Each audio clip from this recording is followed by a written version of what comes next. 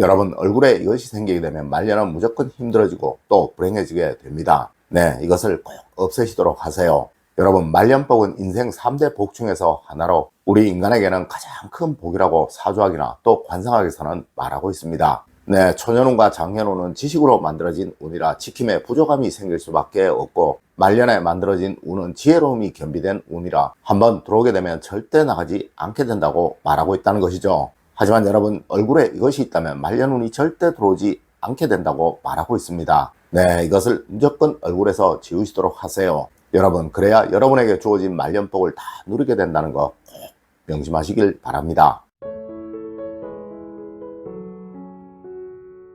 여러분, 안녕하세요. 이정재입니다. 여러분, 저는 사람의 얼굴을 정면으로 잘 바라보지 않는 버릇이 있습니다. 네, 상학을 익히고 나서 상대의 삶이 눈에 보이는 것이 싫어서 저도 모르게 자꾸 피하게 된 것이 어느 순간 습관으로 변하게 되었다는 것이죠. 네, 그만큼 무서운 것이 바로 관상이라는 것입니다. 하여 사람들은 관상은 거짓말을 하지 않는다고도 하며, 또 관상은 그 사람이 살아온 인생을 모두 담고 있다라는 말도 하는 거예요. 그런데 여러분, 상학에서는 얼굴에 이것이 있으면 절대 운이 들어오지 않으며 또 있는 운도 나가게 된다고 말하고 있다는 것입니다. 하지만 의외로 얼굴에 이것이 있는 분들이 참 많다는 거예요. 네, 이것만은 반드시 얼굴에서 없애시도록 하세요. 여러분, 그래야 여러분은 자신에게 주어진 천복을 다 누리게 됩니다. 첫 번째로, 여러분, 눈에 토끼가 생겨서는 안 되는 것입니다. 여러분, 상학에서는 사람은 누구나 3번의 운은 얻는다고 말하고 있습니다. 그런데 누구는 그 운을 잘 살려서 부귀와 공명을 누리기도 하지만, 그런데 또 누구는 자신에게 들어온 이 운을 살려내지를 못하니 항상 삶에서 불행이 만들어진다고 말하고 있습니다.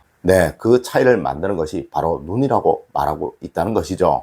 여러분, 눈은 항상 깊고 부드러워야 합니다. 항상 자비로워야 하며 또 은은해야 하며 또 변함없이 고요해야 운이 요동치지 않고 변하지 않게 되는 거예요. 하지만 눈에 도끼가 생기는 분들, 눈에 살기와 광기가 생기는 분들이 의외로 참 많습니다. 아마 여러분들 특정 사이비 종교에 빠져있는 분들이나 사기를 당하기 직전의 사람들의 눈을 한 번이라도 보신 분들이시라면 제가 말씀드린 도끼 있는 눈, 광기 있는 눈이 어떤 눈인지 이해가 쉬우실 거예요. 맞습니다. 한 가지의 편협함에 빠지게 되면 자신의 생각과 다른 사람들을 무조건 적으로 보게 되고, 이것이 스스로의 눈을 광기와 도끼로 가득 채우게 된다는 것이죠.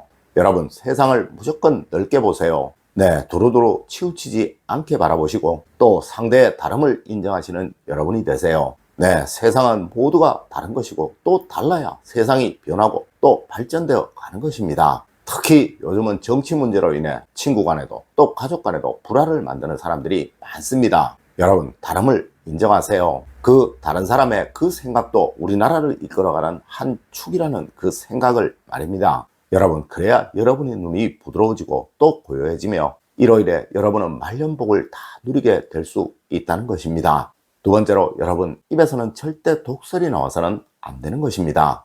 여러분, 우리 조상님들이 입은 만복의 근본이고 또 만화의 근원이라고 말씀을 하신 것은 바로 말을 조심하는 사람이 되어야 한다라는 것을 알려주기 위해서 그러하셨던 거예요. 그리고 그분들이 청년기의 복은 쉬이 깨어지게 된다라고 말씀을 하셨던 것 또한 그들은 지혜와 양보가 없기에 거친 말, 다듬어지지 않은 말들을 많이 하기에 또 그렇게 말씀을 하셨던 것입니다. 네, 여러분, 항상 아름다운 말, 또 상대를 편안하게 해주는 말을 하려고 하십시오. 분명 여러분의 입에서는 향기가 날 것입니다. 물론 이 향기가 바로 여러분의 운을 키우는 그릇이며, 이 향기가 그윽해질수록 여러분은 항상 번영된 삶, 행복한 삶만을 누리게 될 것입니다. 여러분, 절대 상대를 다치게 하는 말, 또 아프게 하는 말은 하지 마세요. 네, 그것이 바로 여러분의 말년복을 깨트리는 칼이며, 이런 사람은 절대 자신에게 주어진 말년복을 제대로 누릴 수가 없게 되는 것입니다. 세 번째로, 오만과 독선으로 가득 찬 얼굴입니다. 여러분, 오만은 지혜롭지 못하기에 생기는 것이고 또한 독선은 편협하기에 생기는 것입니다. 네, 우리 동양학에서 홀수는 변화의 수, 또 짝수는 안정의 수라고 표현을 하는 것은 세상에 어느 것이든 2개나 4개가 모여야 안정이 이루어진다라는 것을 말하는 거예요.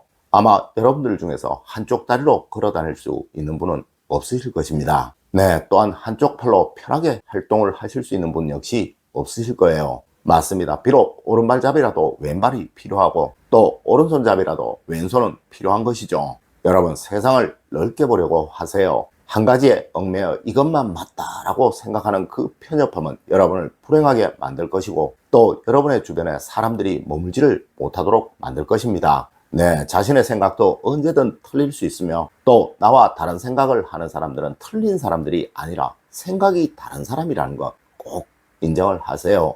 여러분이 다른 사람을 인정하지 않게 되면 여러분을 제외한 다른 사람들은 모두 등을 돌릴 수밖에 없게 되는 거예요.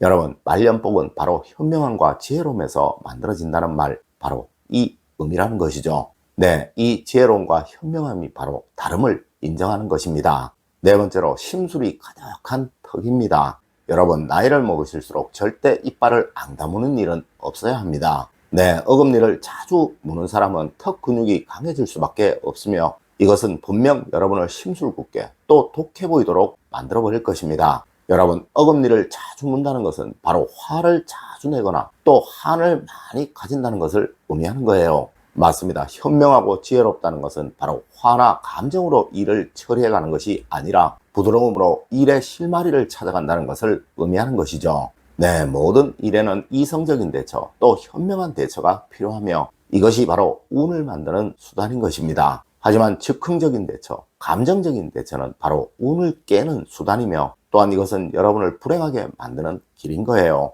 여러분, 음식을 씹으실 때를 제외하고는 웬만해서는 어금니를 물지 마십시오. 네, 그래야 여러분의 운이 좋아집니다. 다섯 번째로 얼굴에 불안함과 초조함이 보이는 것입니다.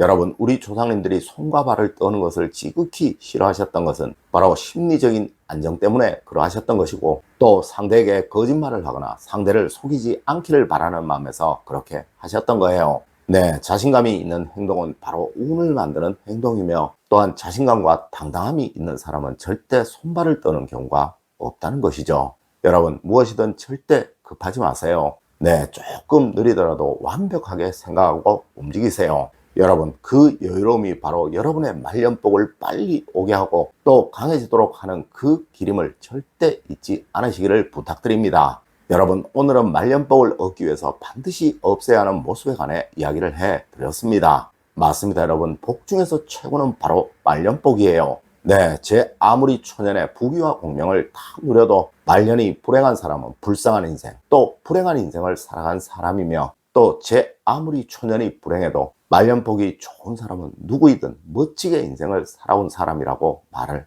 한다는 것이죠. 여러분, 오늘 제가 알려드린 이야기 꼭 명심하시길 부탁드리며 오늘의 이야기를 마치도록 하겠습니다. 늘 올바른 학문과 올바른 지식을 여러분들께 전하도록 노력하겠습니다. 여러분, 긴 시간 감사드립니다. 감사합니다.